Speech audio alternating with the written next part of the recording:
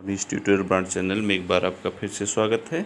देखिए हम लोग जो है यूपी ट्रिपल एससी एग्ज़ाम से रिलेटेड जीएस क्वेश्चन की जो है 1000 प्रश्नों की श्रृंखला पढ़ रहे हैं। और आज हम लोग जो है माने भारत का इतिहास, उसमें भारतीय संस्कृति के बारे में पढ़ेंगे।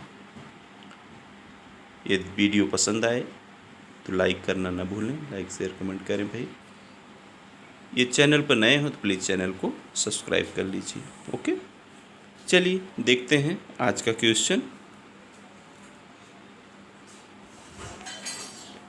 हेमिस गोम्पा नामक मठ कहाँ स्थित है?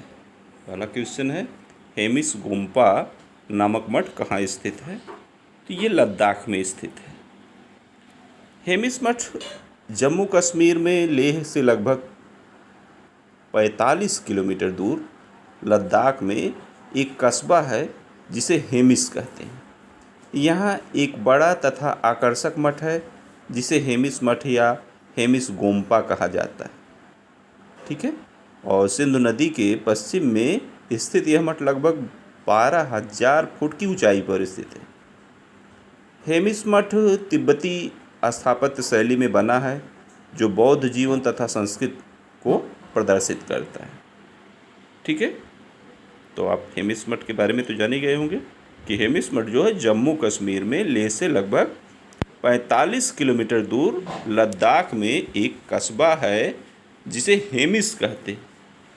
और यहाँ एक बड़ा तथा आकर्षक मठ है जिसे हेमिस मठ या हेमिस गोम्पा, कभी हेमिस गोम्पा करके आएगा, कभी हेमिस मठ, ठीक, कहा जाता है। और ये सिंधु नदी के पश्चिम में स्थित मठ है जो लगभग 12,000 फुट की ऊंचाई पर स्थित है, याद रखिएगा। नेक्स्ट है, बहुत इम्पोर्टेंट है, घूमर कहाँ का अत्यंत लोकप्रिय नृत्य है? तो घूमर राजस्थान का अत्यंत लोकप्रिय नृत्य है जिसमें केवल स्त्रियां ही भाग लेती हैं। घूमर में केवल स्त्रियां ही भाग लेती हैं। और लहंगे पहन जब महिलाएं विशिष्ट शैली में नाचती हैं तो उनके लहंगे का घेरा एवं हाथों का संचालन बहुत ही आकर्षक होता है। ठीक, नेक्स्ट देखिए, मोहिनी अट्टम किस राज्य का नृत्य है? तो मोहिनी अट्टम जो है कहाँ का है? केरल का है। ओडिसी किस राज्य का नृत्य है? तो उड़ीसा का, इसको याद रखिएगा। भारतनाट्यम किस राज्य का नृत्य है? तमिलनाडु का। अब ये जो मोहिनी अट्टम, ओडिसी और भारतनाट्यम बहुत ही बार पूछे गए हैं, और घूमर, ये चार के चारों बहुत इंपॉर्टेंट है, इसीलिए मैंने इस सीरीज में इसको सम्मिलित किया है। ठीक है, नेक्स्ट देखिए, विरूपाक्ष मंदिर कहाँ अवस्थित है? तो विरूपाक्ष मंदिर जो है वो हम्पी, कर्नाटक, ठीक है ना। विरूपाक्ष मंदिर जो है हम्पी, कर्नाटक में अवस्थित है। और इसकी स्थापना, वैसे ही क्वेश्चन पीछे एक बार आ भी चुका है, इसकी स्थापना हरिहर एवं बुक्का ने किया था। यह मंदिर भगवान शिव को समर्पित है। हरिहर द्वितीय शिव के विरूपाक्ष रूप का उपासक था। ठीक है, नेक्स्ट देखिए, मथुरा कला स्कूल कब अपने शिखर पर पहुंचा? तो मथुरा कला स्कूल जो है कुषाण काल में अपने शिखर पर पहुंचा, माने सर्वोच्च। तो मथुरा काल स्कूल कुषाण काल में अपने सर्वोच्च शिखर पर पहुंचा। वास्तव में इसमें लाल बलुआ पत्थर का प्रयोग हुआ है। इस आदर्शवादी कला में सत्य और सौंदर्य को प्रधानता दी गई है। इसमें मूर्तियों को भारी भरकम कपड़े से ढक दिया जाता था, और इस कला में आध्यात्मिक देवताओं की मूर्तियों में दिखती है, माने आध्यात्मिकता दिखती है मूर्तियों में, और भौतिकता भी दिखती है।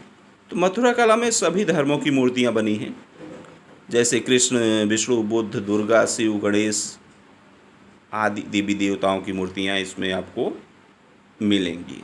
ठीक है ना, मथुरा कला में। अगला है, कौन सा गीत राधा और कृष्ण के देवत्व का गुणगान करता है? तो रसिया। रसिया गीत ऐसा है जो राधा और कृष्ण के देवत्व का गुणगान और उनकी वास्तव में प्रेम लीला या कहिए रास लीला पर आधारित है। जो उनके संयोग और वियोग दोनों का प्रयोग करता है। ठीक है। और इसी प्रकार से आपको बताते चलें, जैसे अपने उत्तर प्रदेश में रामलीला है, जो राम के जीवन से संबंधित घटनाओं का नाटकीय रूपांतरण करता है, रामलीला खेली जाती है। कव्वाली भी इसी प्रकार से है। कव्वाली की शुरुआत सल्तनत काल में किसने की थी?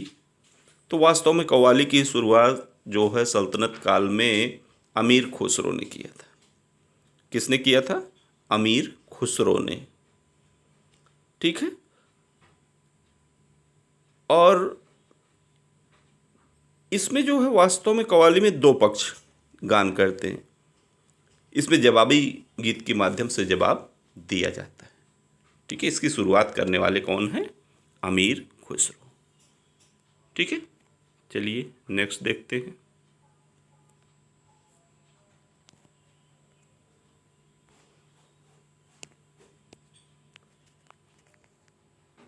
भारत में नवपाषाण काल गुफा चित्रकारी कहाँ मिलती है? तो मध्य प्रदेश के भीमबेटका में बहुत इम्पॉर्टेंट है। वास्तव में भारत में नवपाषाण गुफा जो है चित्रकारी मध्य प्रदेश के भीमबेटका से ही मिली है। और मानव शरीर ढकने के लिए पशुचर्म, पत्तों एवं छालों का प्रयोग करता था, परंतु इस काल में उसने वस्त्र निर्माण सीख लिया था। भीमबेटका में प्रयुक्त रंग इस तथ्य की पुष्टि करते हैं कि उसने वस्त्रों को रंगने की भी शुरुआत कर दी थी। ठीक है ना। नवपाषाण काल में मीन्स वस्त्रों का निर्माण चालू हो गया था और यहाँ तक उस पर रंग भी करना सीख गए थे। अगला है भारत कला भवन कहाँ स्थित है? भारत कला भवन जो है कहाँ स्थित है? बनारस में। भारत कला भवन वैसे उत्तर प्रदेश के वाराणसी में काशी हिंदू विश्वविद्यालय के प्रांगण में स्थित एक संग्रहालय है। भारत कला भवन उत्तर प्रदेश के वाराणसी में काशी हिंदू विश्वविद्यालय के प्रांगण में स्थित एक संग्रहालय है। यहाँ भारत में प्रचलित लगभग सभी शैलियों के चित्रों का विशाल संग्रह है। भारत कला भवन की स्थापना जो है राय कृष्णदास ने सन 1920 में किया था। नेक्स्ट देखिए, उपनयन समारोह से क्या तात्पर्य है? तो उपनयन समारोह बच्चों को पवित्र जनेऊ धारण कराया जाता है इसमें। ठीक है। वास्तव में उपनयन संस्कार को या समारोह को, समारोह कहिए हाँ संस्कार, उपनयन संस्कार को यज्ञोपवीत संस्कार के नाम से भी जाना जाता है। इसमें बच्चे को पवित्र जनेऊ धारण कराया जाता है। ठीक है। और प्राचीन समय में आज के समय में इस संस्कार का स्वरूप बिल्कुल थोड़ा सा बदल चुका है। पहले इस संस्कार को शुद्धिकरण संस्कार के रूप में जानते थे, जिसके उपरांत शिष्य गुरु के साथ आश्रम में रहकर शिक्षा ग्रहण करता था और इस संस्कार के उपरांत बालकों को द्विज कहा जाता था। पहले यह अनिवार्य नहीं था, परंतु कर्मकांडों में इसे अनिवार्य कर दिया गया तथा सामान्यतः अब जो है विवाह पूर्व किया जाने लगा है केवल। ठीक है। अगला है सनातनी और आर्य समाजी कौन है?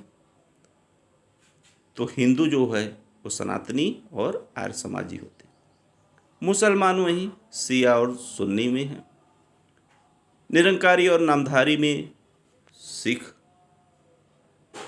और कैथोलिक और प्रोटेस्टेंट ईसाई होते हैं। ठीक है।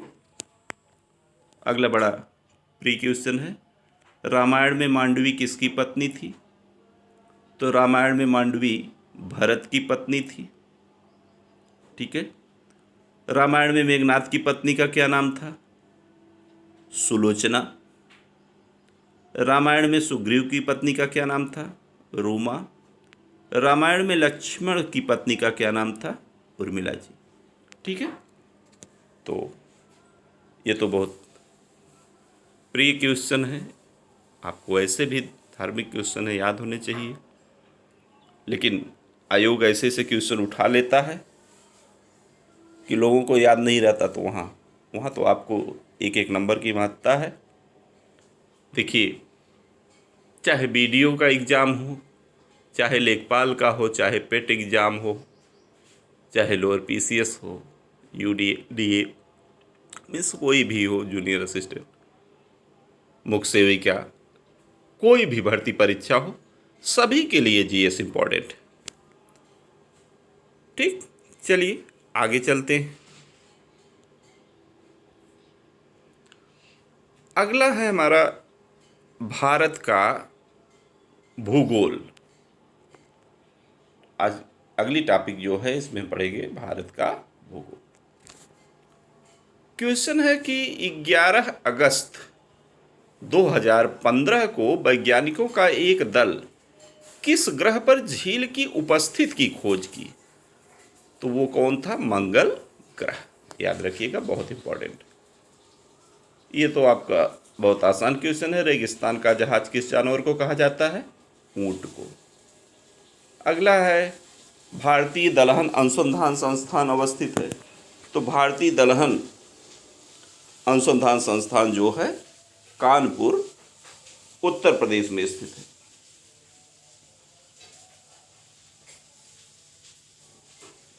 ठीक है, इसकी स्थापना वर्ष 1983 में की गई थी।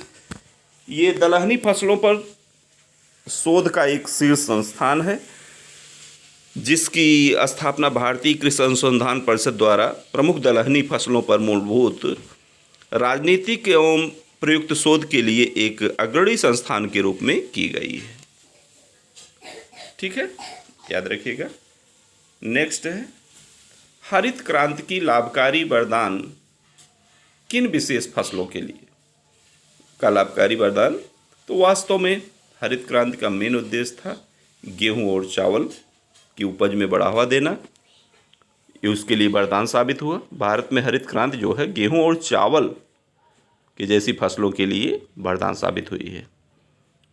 और इसकी शुरुआत 1966 से 67 में हुई थी। इसके जनक नोबेल पुरस्कार विजेता वैज्ञानिक नॉर्मन बोरलॉग हैं। अगर जबकि भारत में लिया जाएगा तो इसके जनक एमएस स्वामीनाथन है। याद रखिएगा। एक क्वेश्चन और इम्पॉर्टेंट है, केंद्रीय आलू अनुसंधान संस्थान कहाँ स्थित है? तो केंद्रीय आलू अनुसंधान संस्थान कुफरी शिमला में है। ठीक है, अगला है आंवले का सर्वाधिक उत्पादन कहाँ होता है? तो आंवले के मामले में भाई अपना प्रतापगढ़ उत्तर प्रदेश अग्रणी है, सर्वाधिक उत्पादन होता है। आंवले का सर्वाधिक उत्पादन जो है उत्तर प्रदेश के प्रतापगढ़ जिले में होता है। और आंवले में जानते हैं विटामिन सी पाया जाता है। आंवले की खेती के लिए अम्लीय मृदा उपयुक्त होती है। और आंवले की कई प्रजातियां हैं, N7 कंचन है, लक्ष्मी बावन है, इसकी नवीन प्रजातियां हैं, बहुत इंपॉर्टेंट हैं, कभी कभी पूछी गई। नेक्स्ट है भारत में रजत क्रांति किससे संबंधित है? तो रजत क्रांति का संबंध अंडा और चिकन के उत्पादन से है। ठीक है, अगला है सफ़ेद सोना किसे कहा जाता है? तो सफ़ेद सोना कपास को कहा जाता है। ठीक है, देखिए क्वेश्चन अलग से आया ही है। अभी ऊपर चर्चा किए थे हरित क्रांति में कि भारत में हरित क्रांति का श्रेय किसको दिया जाता है? तो डॉक्टर एमएस स्वामीनाथन को। याद रखिएगा, बहुत इंपॉर्टेंट है। ठीक है, नेक्स्ट देखते हैं।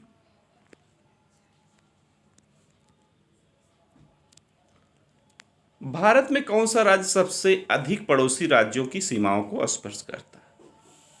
तो ये है उत्तर प्रदेश। ठीक है, सर्वाधिक पड़ोसी राज्यों को स्पर्श करने वाला राज्य उत्तर प्रदेश है।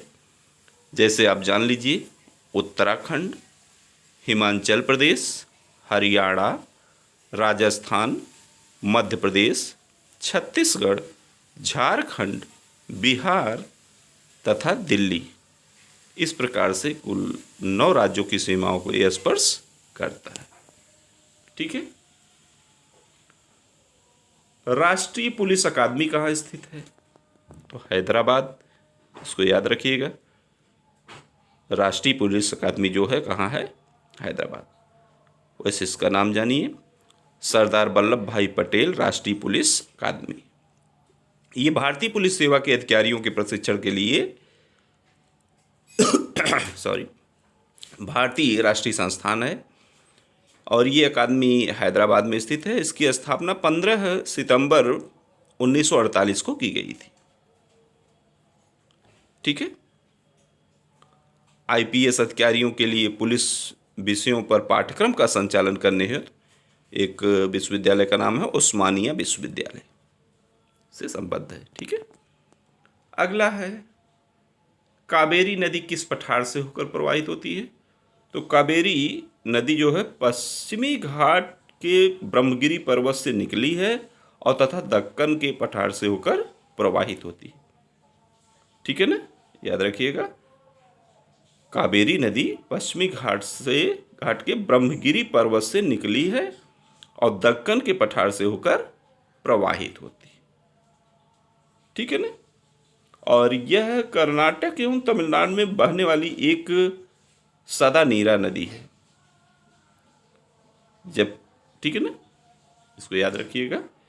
कर्नाटक एवं तमिलनाडु में बहने वाली एक सदा नीरा नदी है। अगला है, ताप्ती नदी का संबंध किस पठार से है? तो बैतूल के पठार से। सोन नदी का संबंध किस पठार से है? पेंड्रा का पठार। और गोदावरी नदी का संबंध किस पठार से है? त्रयंबकम का पठार से। ठीक है। नेक्स्ट है, बड़ा इंपॉर्टेंट है, बहुत बार पूछा गया है, सिपकी ला दर्रा हिमालय की किस घाटी में स्थित है? तो यह है सतलज घाटी में। ठीक है ना। सिपकी ला दर्रा हिमालय का एक प्रमुख दर्रा है और यह शिमला से तिब्बत को जोड़ता है, भी याद रखिएगा। सिपकी ला दर्रा जो है शिमला से तिब्बत को जोड़ता है और सतलज नदी इस दर्रे के पास ही एक तंग घाटी से गुजरकर तिब्बत से भारत में दाखिल होती है। अतः ये तो स्पष्ट है कि सतलज, यह जो है सतलज घाटी में ही स्थित है। ठीक है ना। अगला है, भूरी क्रांति का संबंध किससे है? तो भूरी क्रांति का संबंध उर्वरकों के उत्पादन में वृद्धि से है। ठीक है ना। भूरी क्रांति का संबंध उर्वरकों के उत्पादन में वृद्धि से। जबकि अगला क्वेश्चन है कि खाकी क्रांति का संबंध किससे है? तो कच्चे चमड़े के उत्पादन में वृद्धि से।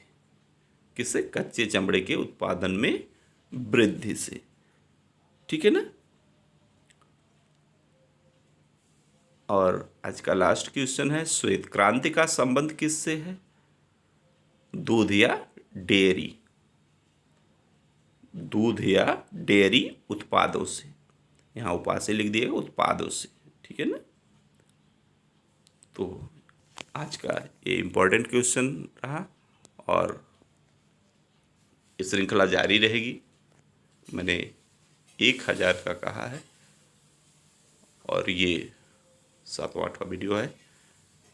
तो ये वीडियो पसंद आई हो तो प्लीज़ लाइक करना ना भूलें और चैनल पर यदि नए हैं तो चैनल को प्लीज़ सब्सक्राइब कर लीजिए, जिससे आपको यूपी SSSC से रिलेटेड जो भी न्यूज़ अपडेट है वो भी आपको मिलती रहे और आपके एग्ज़ाम में भी आपको सहयोग मिलता रहे। ओके, आज के लिए बस इतना ही। तब तक के लिए धन्यवाद।